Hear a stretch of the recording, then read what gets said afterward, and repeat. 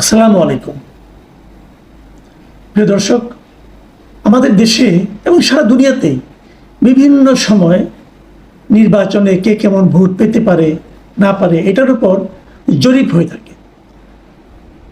বিভিন্ন সংগঠনে জরিপগুলো করেন এবং জরিপ করার যে পদ্ধতিগুলো, এগুলো নানা ধরনের পদ্ধতি আছে। এক এক প্রতিষ্ঠান এক এক রকমভাবে জরিপ করেন এবং এই জরিপগুলো একটা উদ্দেশ্যও থাকে। তারা বোঝার চেষ্টা করেন যে মানুষ কি ভাবছে।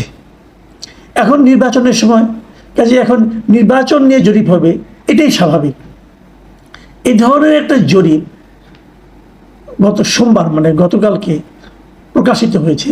এই জরিপটা করেছে south Asian network of economic modelling, যাকে সংক্ষেপে সানেম নামে সবাই চেনে, তারা এবং অ্যাকশন এইড বাংলাদেশ, এই দুটো প্রতিষ্ঠান যৌথভাবে এই জরিপটা করেছে।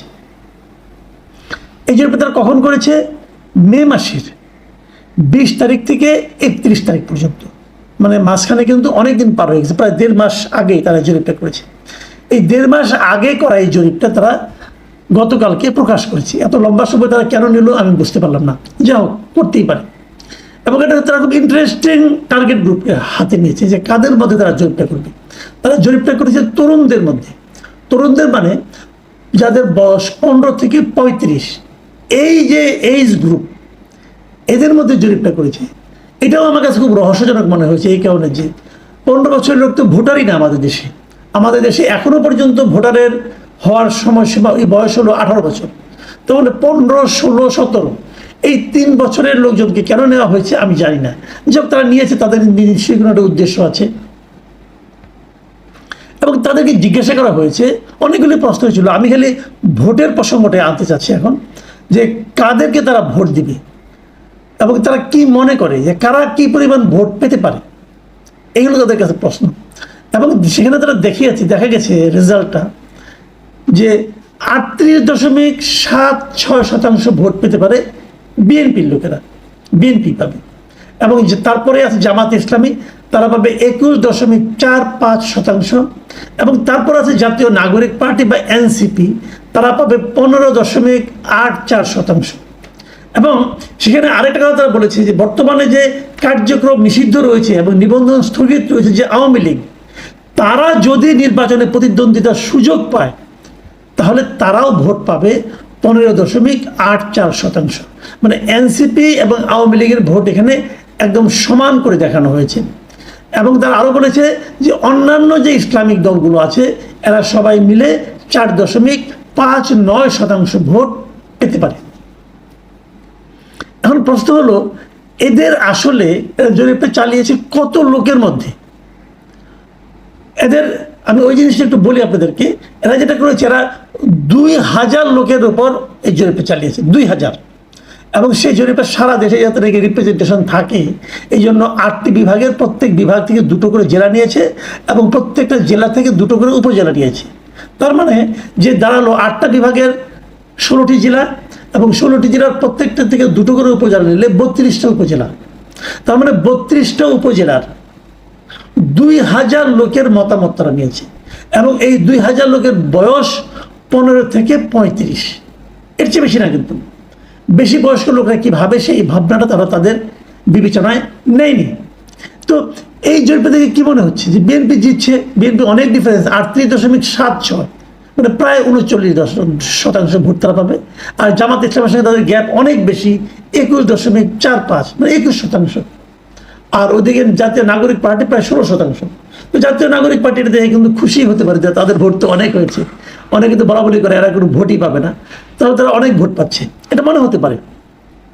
তো এটা দেখে গতকালকে এটা আমি দেখেছি, দেখে আমি আমার এই চ্যানেলে, আমার এই ইউটিউব চ্যানেলে আমিও একটা জরিপ আয়োজন করেছি।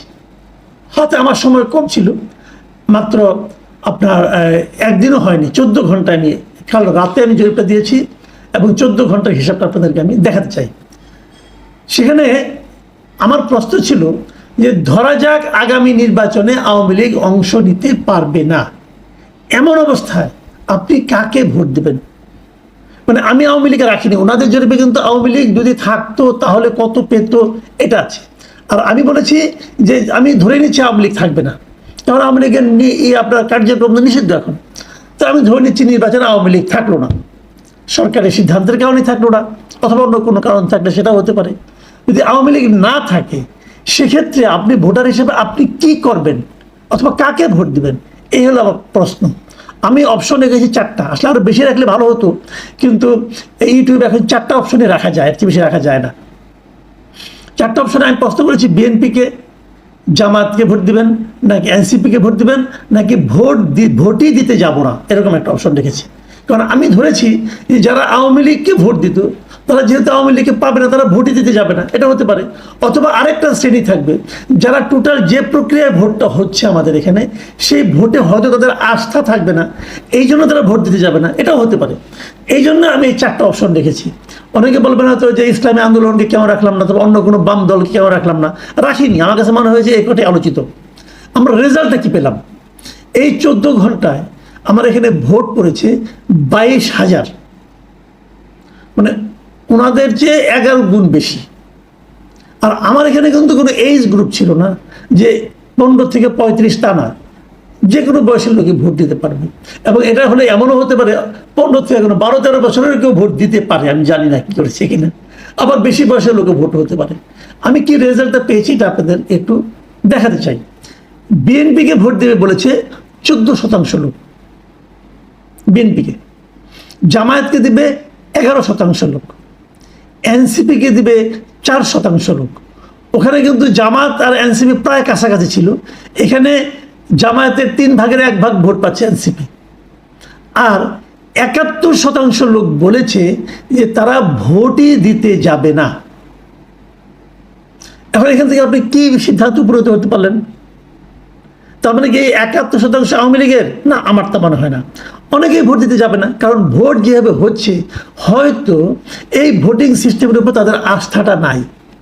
আবার অনেকে হয়তো আওয়ামী লীগের প্রার্থী পাবে না বলে ভোট দিতে যাবে না, অথবা তারা মনে করবে যে আমার জন্য পর্যাপ্ত সংখ্যক বিকল্প প্রার্থী নাই সেখানে, অতএব আমি যাব না, এটাও হতে পারে। কিন্তু এটা কিন্তু একটা অ্যালার্মিং। আমি মনে করি সরকার যারা ভোটের আয়োজন করছেন তাদের জন্য এটা একটা অ্যালার্মিং রেজাল্ট। অনেকে বলবেন হয়তো বা যে আমার এই চ্যানেলে সব আওয়ামী লীগের লোক এসে ভিড় করেছে, হতে পারে, আমি অস্বীকার করি এটা। আমি তো বিএনপির লোকজনকে, জামাতের লোকজনকে, এনসিপির লোকজনকে আমার এই চ্যানেলে এসে ভোট দিতে না বলি নাই, কোনো বাধাও দেই নাই। যে কেউ দিতে পারে, আপনিও দিতে পারেন। আপনি যদি মনে করেন যে এনসিপিকে আপনি দিবেন, দেন ভোট। তো এটা তো উন্মুক্তই ছিল। ওখানে যেমন তারা বেছে বেছে লোকদের কাছে গেছে, ফিজিক্যালি একজন লোকের কাছে গেছে, সে হয়তো কথা বলতে দ্বিধাবোধ করছে, সে হয়তো ভেবেছে আমি বলবো কোনো ঝামেলা করি কিনা। এখানে কিন্তু আমার এখানে কিন্তু কোনো ঝামেলা নাই, একদম সবাই গোপন ব্যালটের মতো করে ভোট দিতে পেরেছে, জাস্ট ক্লিক করলেই হলো। তো আমি মনে করি আমার এই জরিপটা, আমি মনে করি এটা একটা নির্ভেজাল জরিপ। এখন এখানে যদি বিএনপির লোকজন কম আসে সেটা তো আমার কোনো দোষ নাই, তাদের তো আমি আসতে বাধা দিইনি। কিন্তু যে ভোটটা এসেছে এই ভোটটাকে একদম ইগনোর না করার জন্য আমি সরকারকে অনুরোধ করব, সরকারকে বলবো আপনারা ভাবুন কেন আপনাদের আয়োজন করা ভোটে মানুষ আসতে চায় না। এই কথাটা খেলে ভাবুন আপনাদের সমস্যাটা তাহলে কোথায়, আপনাদের প্রতি সাধারণ মানুষের আস্থাহীনতার কারণটা কোথায়। আমার মনে হয় আপনারা একটা বড় নির্বাচন করতে চাচ্ছেন। আপনারা আপনাদের প্রধান উপদেষ্টা বলেছেন যে এটা ইতিহাসে সর্বশ্রেষ্ঠ নির্বাচনের উপহার দিবেন।